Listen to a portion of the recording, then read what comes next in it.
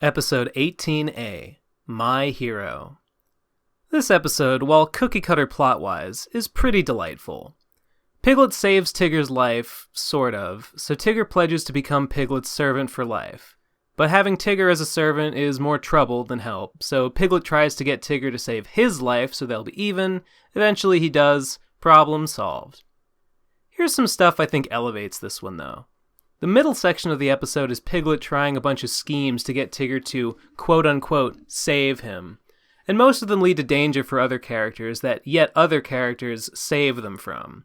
So all that culminates in them holding a meeting to determine, based on who saved who and how many times, who is whose servant based on Owl's patented slavery calculus. I don't know. I just thought this whole situation was really funny. But let me point out something really bizarre in this scene. When Owl's, quote, calculating who needs to be whose servant, he's, quote, reading from this piece of parchment or whatever. This is the list of activities Piglet was coming up with to cheer Eeyore up in Donkey for a Day. Look, the first two items on it are swimming and dancing. Swimming? No. Dancing? No. I don't know what the point of this visual callback was. It's the only one of its kind I've noticed thus far in the whole series. It's so obscure that I doubt any kid watching the show would ever notice it, and it has pretty much no thematic relevance at all to what's going on in this scene, but I like it anyway. So Owl says this recent rash of heroism calls for a party, Piglet gets attacked by bees on the way there, Tigger saves him, bada bing, bada boom. The tone of this episode is pretty spot on for what a Pooh story should be, I think. Everyone's pretty dumb, just running with Owl's whole servant idea just because he suggests it and no one thinks to question it, but they're not, like, inhumanly dumb. Everyone's nice to each other, too. You know, it's basically just an extended sequence of characters doing nice things for each other. Pooh wanting to return Piglet's rope, Eeyore helping Piglet down out of this tree, Owl catching Eeyore out of the air when the tree flings him. The only one who's a jerk is Rabbit, who hilariously shoves Gopher out of the shade so he can stand in it, even though there's, like, plenty of shade, dude. What the heck? But the character who comes off best to me in this one is Tigger. Tigger's devoted to being Piglet's servant, and he doesn't even mind at all. No, Tigger actually seems to be having a blast doing all Piglet's chores, mopping his floor and doing his laundry and so on. I guess Tigger's just the kind of guy who can have fun doing anything. Just goes to show that happiness is really a question of attitude, you know? What a cool guy.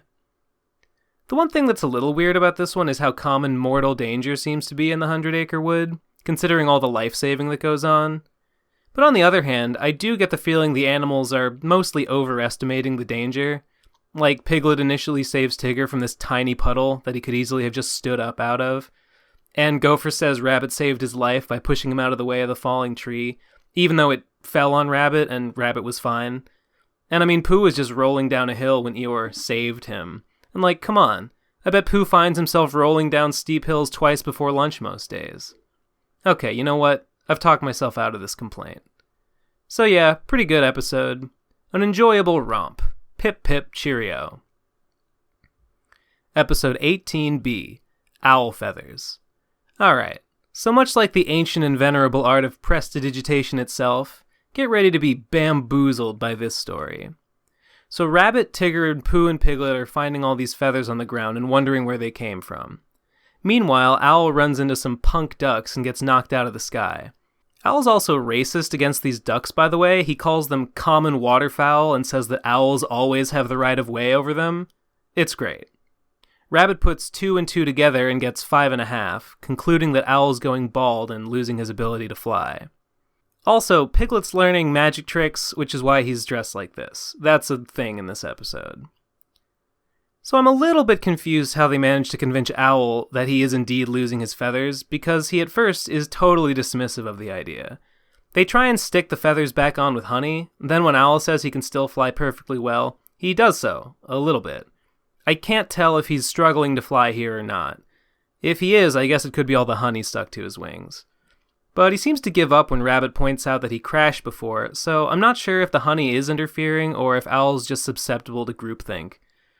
This episode is Piglet's turn to be the one with the working brain, and he points out that Owl might have just crashed because he ran into the ducks. And Tigger's just like, haha, nah. So Owl goes home and mopes about losing his feathers and being a shadow of his former self. And as an over-the-hill shadow of my own former self with one foot in the grave, let me just say, haha, get dunked on, idiot. Anyway, the other animals come around to make him feel better, at which point Eeyore shows up and becomes the best thing about this episode. He kinda seems to enjoy Owl's misery, at times telling Owl how much he relates to his depression, and at one point saying directly to the audience that he's amused by seeing an already laid low Owl further humiliated by being stung by a bee. Later on, he walks on screen after the others had left him with Owl to be the one to cheer him up. Great idea there. And Eeyore says he couldn't do it because he hates being around gloomy types. Eeyore's really a jerk after my own heart in this one. So there's some attempts to help Owl. Pooh gives him badminton rackets as wing replacements, but obviously you can't fly with rackets strapped to your wings, so that doesn't work. Tigger gives him huge stilts to walk on, which Owl seems to be enjoying, but he accidentally steps in a gopher hole with disastrous consequences, so that fails as well. Okay, conclusion time. Piglet shows up and offers to show Owl a magic trick, and this time it's a trick that makes him fly. Owl asks if Piglet can use the spell on him to make him fly again, and Piglet's like, heck yeah, and bam, it works, Owl can fly. Of course he could have flown all along. One could say the spell was a magic feather. Pun definitely intended. I did it. So Piglet does this spell thing because he comes up with the idea that Owl not being able to fly is all in his head. I guess even though he questioned whether Owl only crashed because of the ducks at first, he's just as susceptible to groupthink as Owl is. But I really don't understand why no one argues with him when he comes up with his psychosomatic theory. Tigger and Rabbit were both totally convinced he really was losing his feathers, and everything that's happened since should only have convinced them further. Maybe they're just over the whole thing by this point and don't care anymore. Sure, Piglet. Whatever crackpot theory you want to believe, go right ahead. Owl's as good as dead to us anyway. Pooh thinks the magic spell in the end was real, so he definitely doesn't think it was all in Owl's head. It must be pretty frustrating having a complete rube as a best friend, Piglet. So the baffling thing about this episode is the ending, where Christopher Robin tells Pooh that the feathers the gang was finding in the beginning weren't Owl's feathers, they were feathers from a pillow fight. I thought the whole time it was obvious that they were feathers from the migrating ducks that Owl ran into.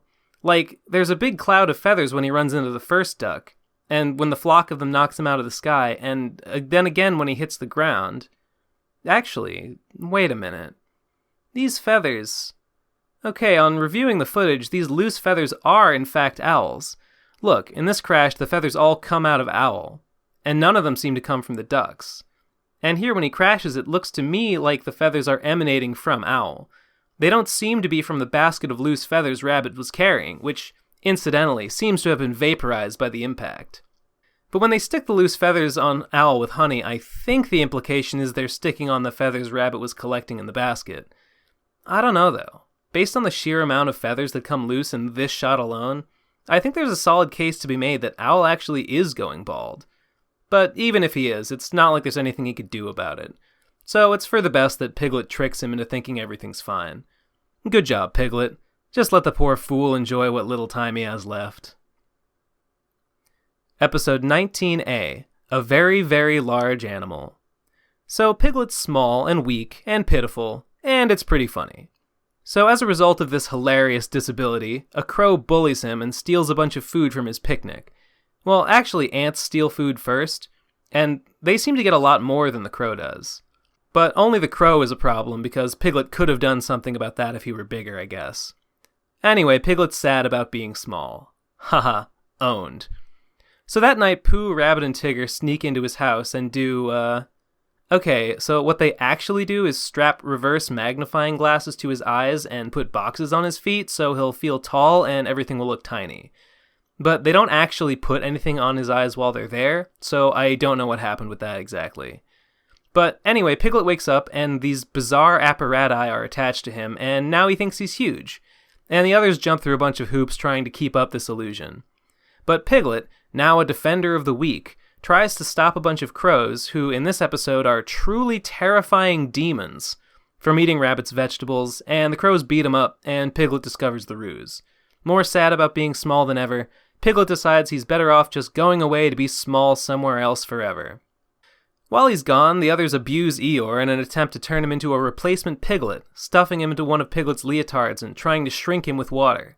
It's messed up. Anyway, on his journey into the unknown, Piglet bemoans his fate and how unfair it is that he's small, but as he walks, he occasionally helps out some ants without really thinking about it. The ants are all grateful to him, and that night they bring him a thank you gift, and Piglet realizes, as he puts it, there's small, there's very small, and there's very, very, very small, and it doesn't really matter which you are. You know, I think this one's got a really good moral that's executed upon very effectively. Piglet could have learned a different lesson from all this. He could have learned, like, yeah, I'm small and useless to those bigger than me, but hey, the ants are even smaller, so at least I don't have it as bad as them. But that'd still be measuring a person's value by their size.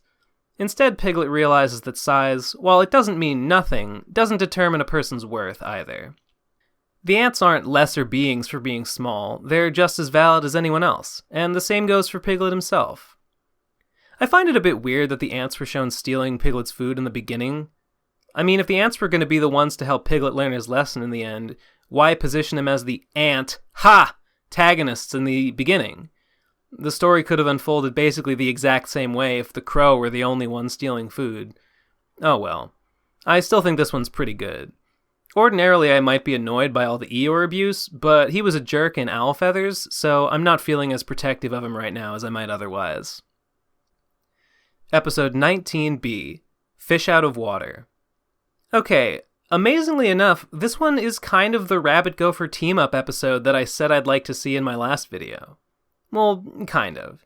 It's not evil worms they're battling like I suggested, it's the muttonhead trout, which Gopher says migrate upstream once every 50 years. But I don't know what stream they're migrating up because apparently they just go by land. It's wacky. The fish come flooding through Piglet's and Rabbit's house initially, but I guess they settle on Gopher's tunnels as the most convenient route. So Gopher's tunnels, despite being apparently really huge and extensive, are rendered completely unlivable by this fish infestation, so Gopher decides to move in with Rabbit for the duration, which he says will be a few months. Gopher's a terrible roommate and wrecks Rabbit's house with a bunch of unwanted renovations, so Rabbit resolves to clear the fish out of Gopher's tunnels to get Gopher to move back there.